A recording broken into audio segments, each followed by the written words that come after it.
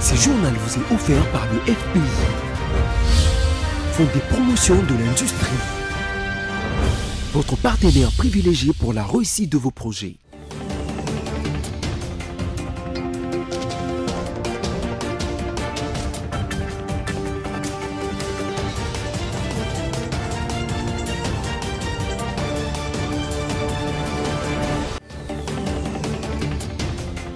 Merci de votre fidélité sur nos antennes. Tout de suite, les titres de l'actualité de ces journaux.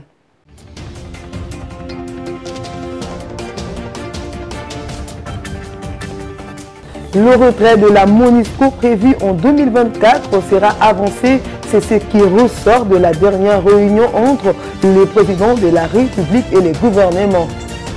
Les jeunes de la société civile réunis au sein du mouvement citoyen se sont réunis hier mardi à la place des évolués pour commémorer les génocides congolais. En sport, la FECOFA confirme la tenue de l'Assemblée statutaire pour le 5 août prochain. Encore une fois de plus, bienvenue messieurs et dames. Les événements malheureux du week-end dernier à Kassindi ainsi que les revendications de la population qui s'en étaient suivies obligent le gouvernement congolais à redéfinir les caps de retrait de la mission onusienne au Congo. C'est ce qu'a dit le ministre de l'Industrie, Julien Paluku, qui faisait partie de la mission gouvernementale à l'est du pays lors du briefing des restitutions organisé par le ministre de la Communication, Patrick Mouyaya. Suivez cet extrait. Effectivement, selon le calendrier initial, la MONUSCO, les dernières troupes de la MONUSCO devaient se retirer en 2024. C'est là le plan. Maintenant, avec tous ces événements qui se sont succédés, le chef de l'État, à l'issue de la réunion qui a été tenue hier, a estimé qu'il reconvoque très rapidement ce groupe de travail pour réévaluer effectivement ce calendrier à la suite de cette demande populaire pour voir quel est le délai qui soit à la fois intelligible, à la fois aussi compris par nos populations, parce qu'en tant que gouvernement, nous, on ne peut pas agir comme dans la rue. Nous avons des engagements. Il ne faudrait pas que, même s'il y a des problèmes, que d'un coup nous nous réveillons et que nous disions, bon, aujourd'hui c'est fini, le lendemain c'est la fin. Non, comme gouvernement, on s'assoit parce qu'il y a une résolution du Conseil de sécurité. Si vous lisez la résolution 2556, elle dit clairement ceci: le Conseil de sécurité approuve la stratégie commune de retrait progressif et échelonné. Ça, c'est la résolution. Elle est déjà prise. Donc, quand on dit retrait de la MONUSCO, ce n'est pas qu'on est en train de forcer la MONUSCO à partir. Non, c'est le Conseil lui-même qui a déjà voté la résolution du retrait. Maintenant, comment le faire et quand le faire et pour quelle période, ça, c'est le groupe de travail qui va maintenant les définir. Et comme on allait jusqu'en 2024, pour le président de la République, avec ce qui s'est passé ici, on doit s'asseoir pour dire, eh bien, 2024 n'est plus le cap, on doit définir un nouveau cap. Toujours au cours de ces mêmes exercices de redevabilité et restitution, les ministres des Affaires sociales et humanitaires, Modeste Moutinga, est revenu sur le choc de ces événements ainsi que les répercussions sociales et humanitaires catastrophiques à l'est du pays. Regardez. Il y a ces politiques qui sont mises en route parce que d'une manière générale, nous enregistrons plus ou moins 5 millions de déplacés dans la partie est de notre République, les déplacés internes. C'est tellement énorme. Les gens qui ne sont pas chez eux, qui vivent dans des camps, qui sont en train d'errer à Goma, à Butembo, à Beni, un peu partout. C'est énorme, 5 600 000 habitants. Et aujourd'hui, on signale par les statistiques que dans cette partie de la République, il y a plus ou moins 7 millions qui sont dans l'insécurité alimentaire. Donc la situation est délicate, très difficile, mais on peut tout dire, il y a un seul préalable, c'est l'installation de la paix. Et le gouvernement s'en occupe. On s'en occupe sur le plan politique, on s'en occupe sur le plan social et sur le plan militaire. La politique, c'est cela, le retour à la paix par deux mécanismes que je viens de vous communiquer, l'instauration de l'état d'urgence et l'organisation par le DDRSS. Comme annoncé dans les sommaires, les rassemblements de jeunes de mouvements citoyens de la société civile se sont réunis hier à la place des Évolués pour célébrer les 25 ans des génocides à l'est de la RDC. C'est pour reconnaître et compatir face à cette situation et faire voir à la population de l'Est qu'elle n'est pas isolée. Clémence Feza pour le reportage. Lanterne balancée dans l'air, la croix symbolisant les morts enterrés à l'est de la RDC, c'est le but principal du rassemblement du mouvement de jeunes citoyens Génocost, qui signifie les génocides congolais pour l'intérêt économique. L'occasion pour célébrer les 25 ans des génocides congolais, l'artiste Youssoufa, ayant pris part à cette manifestation, exprime son mécontentement. Mais notre modèle, c'est notre identité. Vraiment, notre mémoire, c'est notre identité, c'est très important. Et c'est pour ça qu'aujourd'hui, se souvenir des ancêtres, surtout dans nos cultures de Bantou, les ancêtres, les ancêtres, c'est très important. Les ancêtres, c'est très important. Les ancêtres d'il y a 5 ans, d'il y a 10 ans, d'il y a 50 ans. Parce que le fait qu'on ne parle pas de nos ancêtres, ceux qui ont fait des choses avant nous, ceux qui sont tombés avant nous, le militant de mouvements citoyens ont aussi manifesté leur ras-le-bol face au génocide qui sévit à l'est de la RDC. La date d'aujourd'hui correspond au début, comme je l'ai dit, de ce qui est connu comme la deuxième guerre du Congo. Alors qu'avec les accords de paix de 2002, la guerre était censée se terminer, nous assistons aujourd'hui à son intensification avec la multiplication des groupes armés instrumentalisés par certains pays étrangers, notamment le Rwanda, l'Ouganda ou encore le Burundi. Madame Sophie, qui a vu mourir ses parents lors de ce génocide qui date de 25 ans, témoigne. Ma présence ici signifie que je suis venue représenter mes parents qu'on a tués. Le génocide a commencé en 98 et mes parents sont parmi les premiers qui sont morts. Ici est de noter que cette journée vise à commémorer les victimes du génocide du 2 août.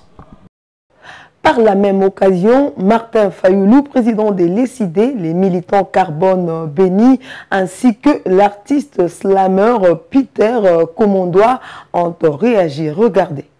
Nous venons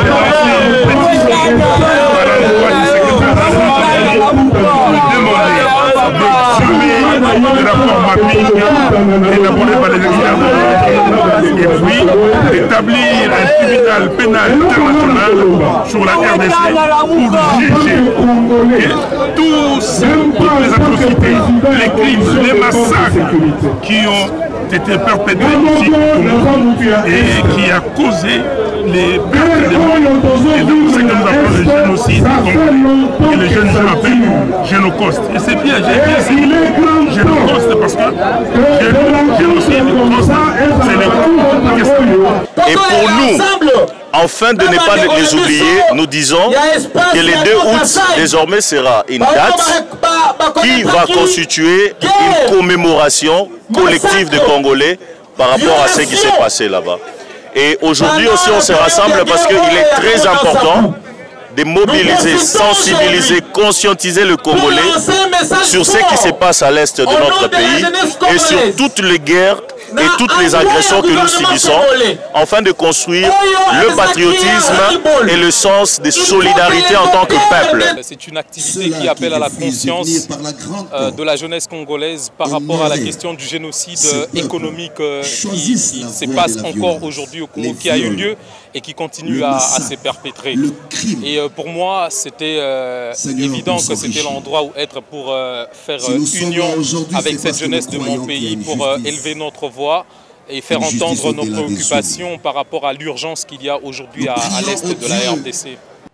Dans le reste de l'actualité, tout milicien favorable au processus de paix doit se conformer au respect de l'acte d'engagement de cessation des hostilités signé il y a peu devant les gouverneurs militaires de l'Ituri. C'est l'une des résolutions prises par les commandants des opérations militaires en Ituri lors d'une réunion avec les commandants des grandes unités et des régiments des FARDC. Suivez le détail.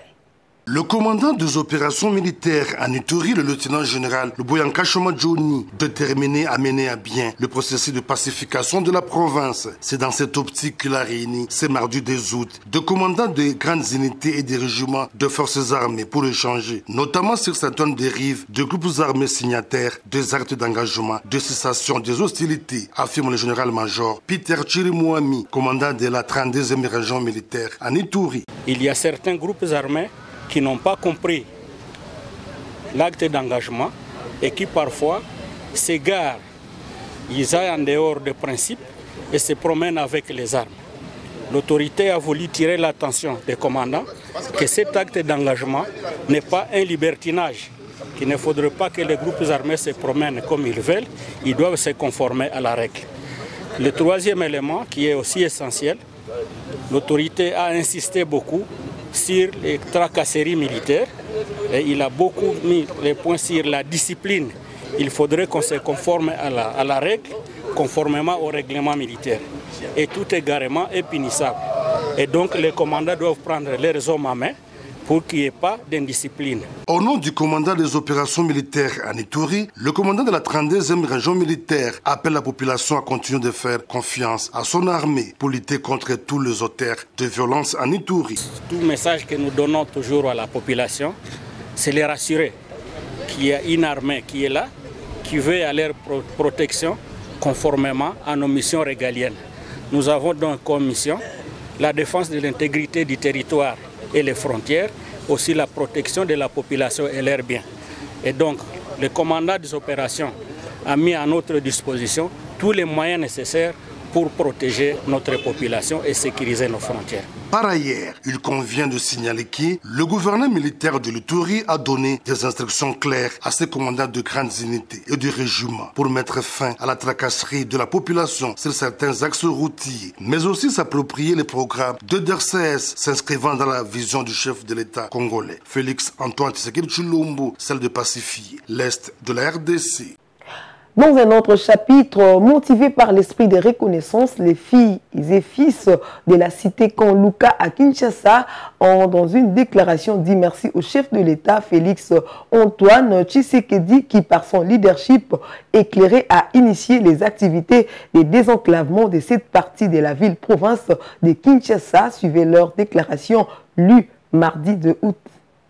Nous, chefs de quartier, chefs de rue, notables, prêtres, pasteurs et imams de la cité Kanluka, faisons la présente déclaration pour remercier son Excellence, Monsieur le Président de la République, Félix Antoine Tshisekedi Tshilombo, pour sa détermination à descendre, à désenclaver notre entité et à nous fournir l'eau potable et l'électricité qui nous manquaient depuis 1960 que notre quartier Kanluka existe. Nous notons qu'en l'espace de 2 mois, les chefs de l'État est venu vers nous 2 fois pour se rassurer du bon déroulement des travaux. Ceci est un signe d'un grand amour. En conséquence, nous lui témoignons et le rassurons de notre reconnaissance profonde et de notre attachement indéfectible derrière notre frère Christophe Mbosso Kodiapwanga, qui l'a aussi élevé en dignité. Excellence, Monsieur le Président de la République, vous pouvez compter sur la population de Kanluka en toutes circonstances, car votre nom entre à jamais dans les annales de l'histoire de notre quartier. Vous avez fait pour nous ce que personne n'avait fait pour nous par le passé.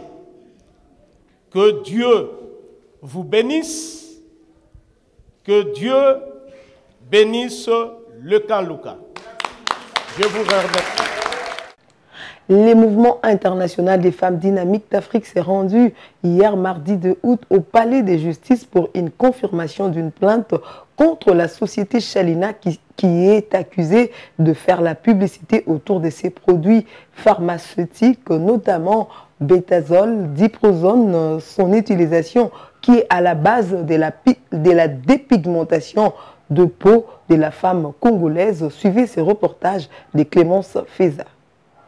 Après confirmation d'une plainte déposée contre Shalina au palais de justice de la Gombe, la présidente du mouvement international des femmes dynamiques d'Afrique, Mami Moujani, accuse Shalina de la mauvaise présentation de ses produits à travers la publicité, alors que ces produits sont pharmaceutiques et qu'à ce titre, ils ne peuvent être utilisés que sur prescription du médecin. Aujourd'hui, nous sommes venus confirmer notre plainte déposée contre la société Shalina pharmaceutique.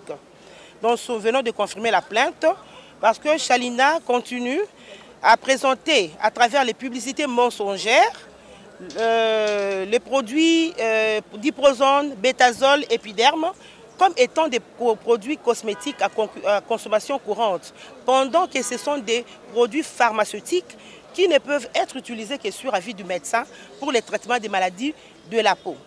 Alors, ça va faire depuis 2014 que nous avons commencé ce combat.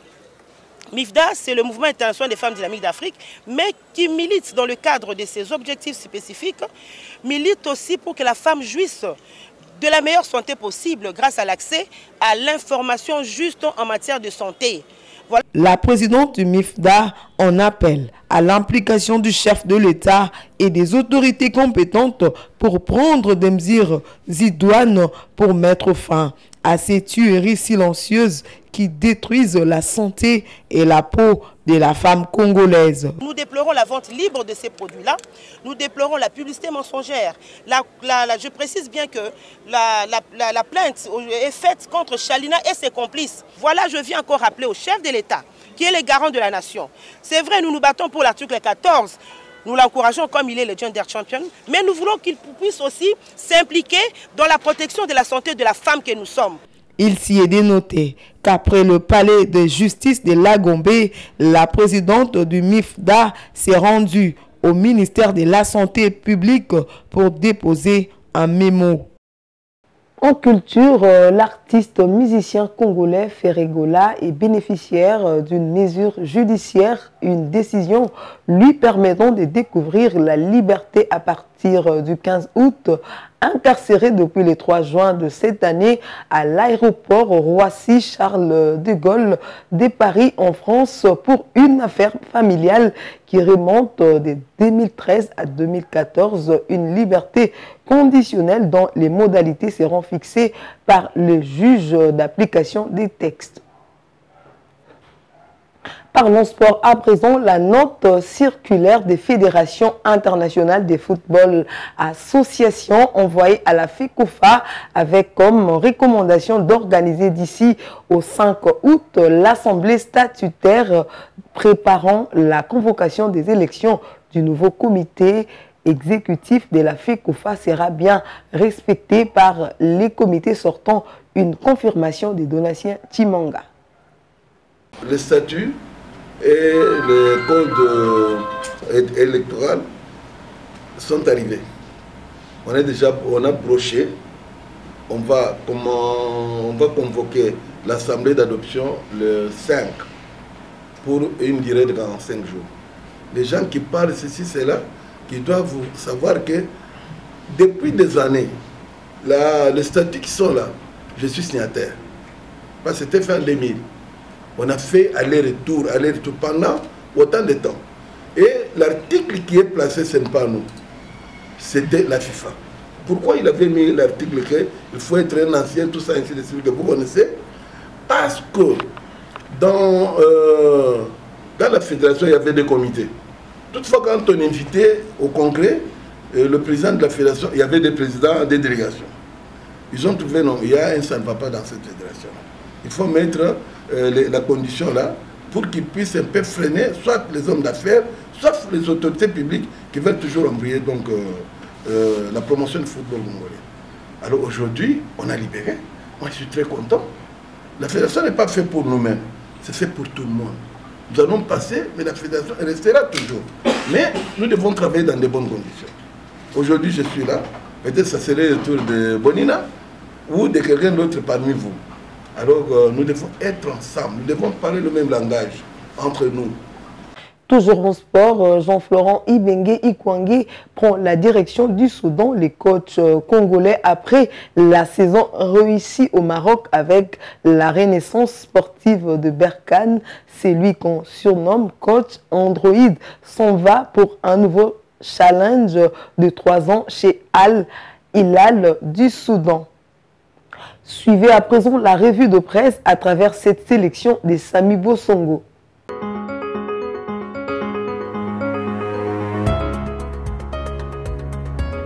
Bonjour. La revue de presse de ce mercredi 3 août 2022 part du site onusien avec son titre RDC, signature d'un accord pour construire 1000 centres de santé en 5 ans.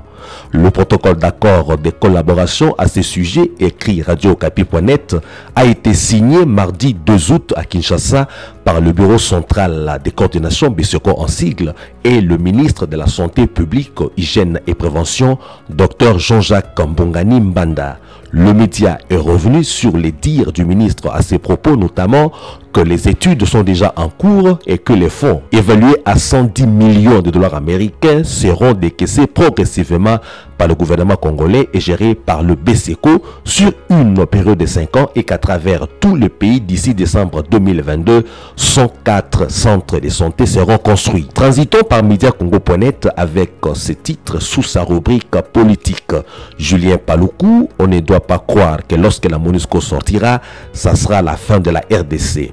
Propos tenus par le ministre de l'Industrie, Julien Paluku, au cours d'un briefing presse organisé mardi 2 août, où il a aussi rappelé que le gouvernement a décidé de réévaluer le plan de retrait de la mission des Nations Unies pour la stabilisation au Congo, MONUSCO en acronyme, ce qui permettra de raccourcir le délai du départ de la MONUSCO de Congo-Kinshasa, dont l'échéance effective était fixée pour 2024. Terminons avec 7 sur 7.cd qui a écrit sous la démarche du gouvernement qui a saisi la MONUSCO pour exiger l'expulsion de son porte-parole. Exploitant la lettre du vice-premier ministre des Affaires étrangères Christophe Lutundula, adressée ce mercredi 3 août à la MONUSCO, correspondance où il est écrit notamment au regard de l'exacerbation regrettable actuelle des tensions entre la population civile et la MONUSCO, particulièrement au Nord Kivu, tensions dues notamment aux déclarations indélicates et inopportunes du porte-parole de la MONUSCO, M. Mathias Gilman. Le gouvernement de la République démocratique du Congo considère que la présence de ces fonctionnaires sur le territoire national n'est pas de nature à favoriser un climat de confiance mutuelle et de sérénité si indispensable entre les institutions congolaises et la MONUSCO. Ainsi, mesdames, mesdemoiselles et messieurs, prend fin la revue de presse de ce jour. Merci de l'avoir apprécié.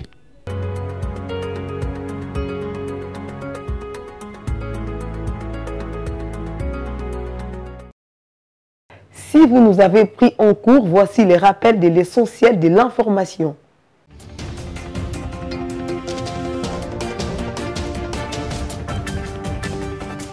Le retrait de la MONUSCO prévu en 2024 sera avancé. C'est ce qui ressort de la dernière réunion entre les présidents de la République et les gouvernements. Les jeunes de la société civile réunis au sein du mouvement citoyen se sont réunis hier mardi à la place des évolués pour commémorer les génocides congolais. En sport, la FECOFA confirme la tenue de l'Assemblée statutaire pour le 5 août prochain. Fin de ce journal et merci de l'avoir suivi.